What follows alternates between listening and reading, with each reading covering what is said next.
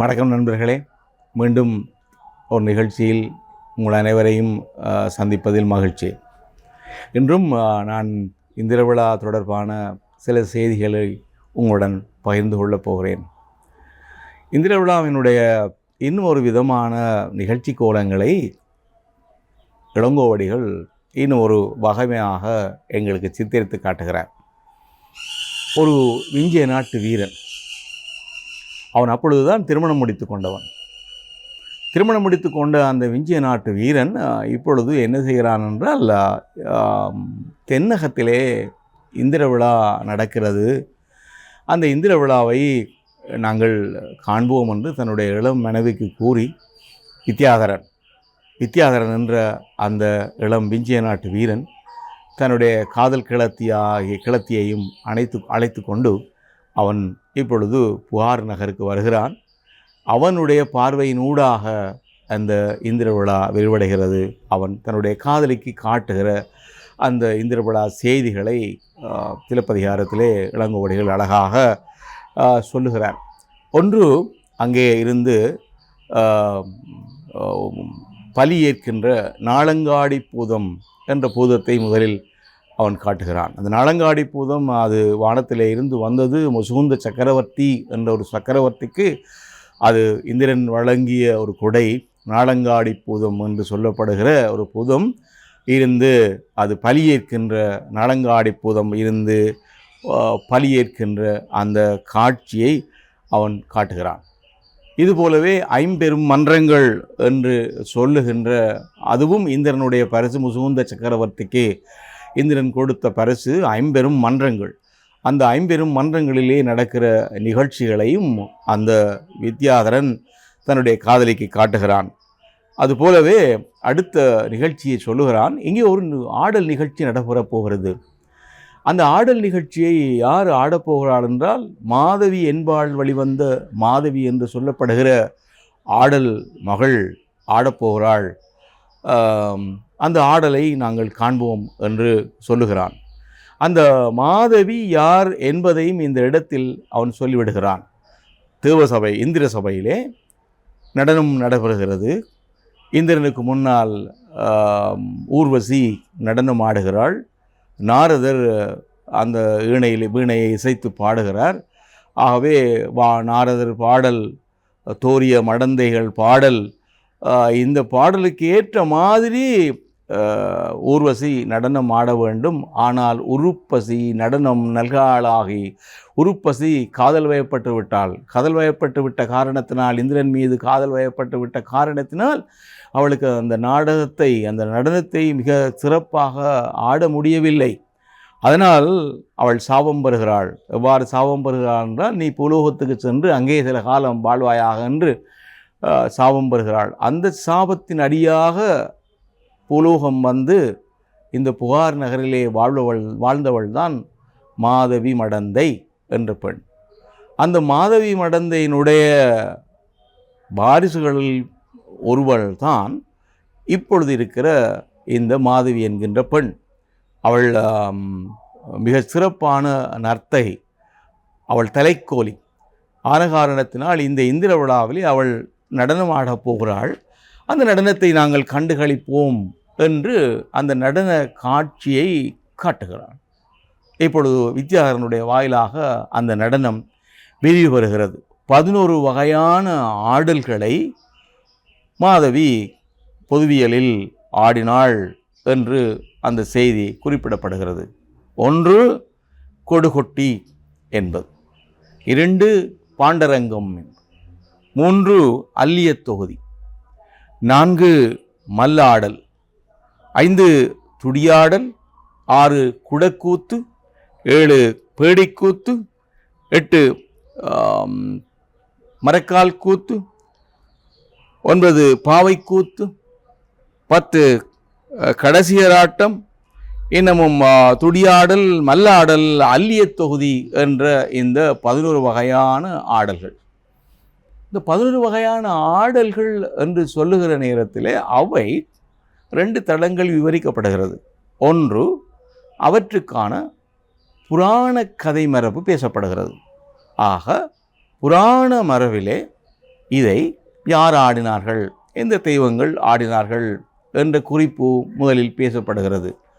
பின்பு அந்த ஆடலை இந்த மாதவி ஆடினாள் என்ற செய்தியை அவர் குறிப்பிடுகிறார். ஆகவே முதலில் ஆடிய ஆட்டம் கொடுகொட்டி ஆட்டம் என்பதுதான். கொடுகொட்டி ஆட்டம் என்பது கைகொட்டி ஆடுதல், மகிழ்ச்சியில் கைகொட்டி ஆடுதல் கொடுகொட்டி ஆட்டம் என்று குறிப்பிடப்படுகிறது. அதாவது சிவன் முப்புரங்களை எரிக்க சென்று அந்த முப்புரங்களை அவன் கண்களால் எரித்ததன் பிற்பாடு மகிழ்ச்சி பொங்க ஆடிய ஆட்டம் கொடுகொட்டி என்று பேசப்படுகிறது. திரிபுரம் எரித்த சிவன் ஆடிய ஆட்டம் கொடுகொட்டி என்று பேசப்படுகிறது. இரண்டாவது பாண்டரங்கம். உடம்பு முழுவதும் நீறு பூசிக்கொண்டு ஆடுகிற ஒரு ஆடல் மரபு பாண்டரங்கம் என்று சொல்லப்படுகிறது. இதுவும் அந்த நேரத்தில், அதாவது திரிபுரம் எரித்த அந்த வேளையிலே நான்முகன் தேர்ச்சாரதியாக வந்த நான்முகன் வேண்ட அந்த நான்முகனுக்கு முன்னால் நின்று சிவன் ஆடின ஒரு ஆடல் பாண்டரங்கம் என்று குறிப்பிடப்படுகிறது. இது ரெண்டும் சிவன் ஆடிய ஆட்டங்கள். இன்னொரு ஆட்டம், அடுத்த ஆட்டங்கள் விஷ்ணு ஆடின ஆட்டங்கள். ஒன்று அல்லிய தொகுதி என்று சொல்லுது. அல்லிய தொகுதியில் பல ஆடல்கள் ஆடியிருக்கிறார்கள். கண்ணன் வரலாறு பேசுகிற நேரத்தில் அவர்களுக்கும் வானாசுரர்கள் என்று சொல்லப்படுகிற அசுரர்களுக்கும் இடையிலான முரண்பாடுகள் நிகழ்கிற நேரத்திலையும் ஹம்சன் வஞ்சனை செய்து அவர்களை கொலை செய்ய முயன்ற பல சூழ்ச்சிகள் நிகழ்ந்த நேரங்களிலும் இவ்வாறு இந்த ஆடல்கள் இடம்பெற்றிருக்கின்றன என்று. கம்சனுடைய வஞ்சம் கடந்ததற்காக ஆடின ஆட்டங்கள், அது கண்ணன் ஆடின ஆட்டம். பல்வேறு விதமான ஆட்டங்கள் அல்லிய தொகுதி என்று, அது பல்வேறு விதமான ஆட்டங்களின் தொகுதி ஆட்டம் என்று பேசப்படுகிறது. அல்லிய தொகுதி. அல்லிய தொகுதி மாத்திரமல்ல, யானையினுடைய கொம்பை ஒடித்து ஆடுகிற இன்னொரு ஆட்டமும் அதில் முக்கியமாக இணைந்திருக்கிறது. அதுவும் கண்ணன் ஆடிய ஆட்டமாக பேசப்படுகிறது. ஆனால் அல்லிய தொகுதி என்ற அந்த தொகுதி ஆட்டத்தினுள்தான் இதுவும் இடம்பெறுகிறது என்று குறிப்பிடுகிறார்கள்.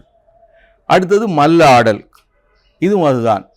இப்பொழுது வானாசுரன் முதல் கம்சனுடன் போரிட்டான், இப்பொழுது வானாசுரனுடன் போரிடுகிற நேரத்தில் ஆடின மல்லாடல் என்று சொல்லப்படுகிற மல்யுத்தம் மாதிரியான ஒரு ஆடல் முறைமை மல்லாடல் என்று வருகிறது. இது கண்ணனுக்குரிய ஆட்டமாக பேசப்படுகிறது. அடுத்தது முருகனுக்குரிய ஆட்டங்கள் இரண்டு. அதாவது ஒன்று துடியாடல், இன்னொன்று குடைக்கூத்து என்று பேசப்படுகிறது. துடியாடல் என்பது நீர்த்தரங்கத்தின் மேலே நின்று கொண்டு சூரனுடைய உரம் கிழிப்ப செல்லுகிற நேரத்தில் முருகன் துடிப்பறை கொட்டி ஆடிய ஆட்டம் துடியாட்டம். இரண்டாவது, அந்த தோற்று போன அவணர்களுக்கு முன்னால் நின்று கொண்டு மகிழ்ச்சி பொங்க முருகன் குடைப்பிடித்து ஆடிய ஆட்டம் குடையாட்டம்.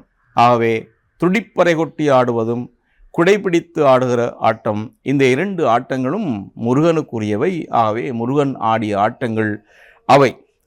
அடுத்தது குடக்கூத்து என்று சொல்லுகிறது. குடங்களை வைத்துக்கொண்டு தலையிலே வைத்துக்கொண்டு ஆடுகிற ஆட்டம் குடக்கூத்து. இது கண்ணன் ஆடிய ஆட்டம்.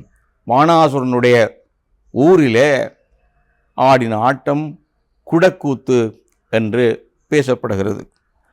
என்று கூத்து வருகிறது, அது பேடிக்கூத்து. இந்த பேடிக்கூத்தை ஆடினவன் யார் என்றால் மன்மதன். மன்மதனும் இவ்வாறு தான் அசுரர்களை மயக்குவதற்காக அவன் ஆடிய ஆட்டம் பேடிக்கூத்து. அதாவது பெண் போல வேஷமிட்டு ஆடுவது, ஆணுமல்ல பெண்ணுமல்ல என்ற நிலையில், அலி என்று சொல்லப்படுகிற நிலையில் நின்று ஆடுகிற ஒரு ஆட்டம் பேடிக்கூத்து என்று அழைக்கப்படுகிறது. அந்த ஆடியது யார் என்றால் மன்மதன். காதலுக்கு தெய்வமான மன்மதன் ஆடினான் அந்த பேடிக்கூத்தை. இன்னொரு கூத்து மரக்கால் கூத்து என்று சொல்லுது. கால்களிலே, அதாவது கீழே நச்சு விஷ ஜந்துக்கள் நின்றபோது அந்த விஷ ஜந்துக்களை வெற்றி கொள்வதற்காக கால்களிலே தடிகட்டி ஆடுகிற ஆட்டம் மரக்கால் கூத்து என்று சொல்லப்படுவது. அந்த மரக்கால் கூத்தை ஆடினவள் யார் என்றால் துர்க்கை ஆடின கூத்து மரக்கால் கூத்து என்று பேசப்படுகிறது. இதை விட இன்னும் ஒரு கூத்து பாவை கூத்து என்று சொல்லப்படுகிறது. அதை ஆடினவள் லக்ஷ்மி ஆடினார். எவ்வாறு என்றால் மிக அழகான மோகினி வடிவம் எடுத்து ஆடுகிற ஆட்டம் அந்த பாவைக்கூத்து. அதாவது அசுரர்களை மயக்குவதற்காக ஆடுகிற ஆட்டம் பாவைக்கூத்து என்று பேசப்படுகிறது. ஆகவே பாவைக்கூத்தும் அங்கே நிகழ்த்தப்பட்டது. மோகினி ஆட்டம் என்று அதை பின்னாட்களில் சொல்லுவார்கள். கொல்லிமலைப்பாவையாக நின்று கொண்டு ஆடுகிறது. கொல்லிமலையிலே தான் இந்த மோகினிகள் உலா வருகின்ற ஒரு செய்தியை நாங்கள் இலக்கியங்களில் நாங்கள் பறக்க காண்கிறோம். இறுதியாக இன்னொரு ஆட்டம் நடைபெறுகிறது. அது கிராமிய நடனம் ஒன்று. அந்த கிராமிய நடனத்தை ஆடுபவள் யார் என்றால் இந்திராணி. இந்திராணி யார் என்றால் இந்திரனுடைய மனைவி.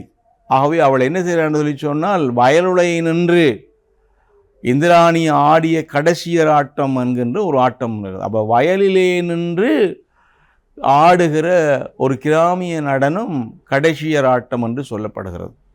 ஆகவே பல்வேறு விதமான வடிவங்களே உள்ள இந்த ஆட்டங்களை இந்த மாதவி ஆடினாள் என்று பேசப்படுகிறது. உண்மையிலே நம்முடைய ஆடல் மரபில் மிக முக்கியமான அம்சமாக பேசப்படுகிற இந்த ஆடல்கள் உண்டு. அதாவது மிகவும் உயர்ந்த தரத்தில் ஆடப்படுகிற ஆடல்களும் உண்டு, மிகவும் கிராமிய மட்டத்தில் ஆடப்படுகிற ஆடல்களும் உண்டு. பல்வேறு விதமான ஆடல் வடிவங்கள் இதில் பேசப்படுகின்றன. ஆகவே புராண கதை மரபு, ஆடல் மரபு, இவை எல்லாவற்றையும் இணைத்து கொண்டு மாதவி இந்த 11 வகையான ஆடல்களையும் ஆடினாள் என்ற குறிப்பை இந்த இந்திர விழா ஊரெடுத்த காதையிலே இளங்கோவடிகள் தருகிறார். அவரவர் அணியுடன் அவரவர் கொள்கையின் நிலையும் படிதமும் நீங்கா மரபில் 11 ஆடல் என்று அவர் குறிப்பிடுகிறார். ஆகவே ஒத்திசைவுடன் இந்த ஆடல்களை அவள் நிகழ்த்தி காட்டினாள் என்று குறிப்பிடுகிறார்.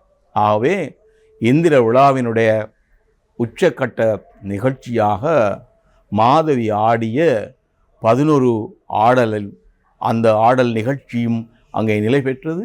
அது நடந்தது. அந்த நிகழ்ச்சியை விஞ்சிய வீரன் வித்யாதரன் தன்னுடைய காதல் மனைவிக்கு காட்டி அந்த இந்திர விழாவினுடைய சிறப்பை அவளுக்கு சொன்னான். ஆகவே இந்திர விழா என்பது சாதாரணமான விழாவாக அன்றி ஒரு பெரு விழாவாக புகார் நகரத்திலே அன்று இடம்பெற்றது என்பதை சிலப்பதிகாரத்தின் வழி அறிந்து கொள்ள முடிகிறது. நன்றி நண்பர்களே. மீண்டும் ஒரு நிகழ்ச்சியில் உங்களை சந்திக்கும் வரை வணக்கம்.